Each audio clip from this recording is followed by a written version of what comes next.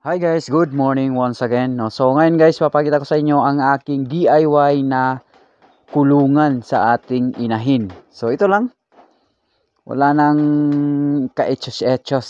So ito lang. So kung wala pa kayong budget, so ganitong gagawin natin. No? So kapag magka-budget na tayo, doon na tayo magpapagawa ng maganda. No? So hindi ito magtatagal, pero at least magkakapuhunan pa tayo, di ba? So meron tayong pakainan. Ayan. At meron din tayong source of water. Ayan. So meron tayong pig nipple. So DIY lang to guys. Tinayuan ko ng bamboo. At dyan ko nilagay. Ayan lang.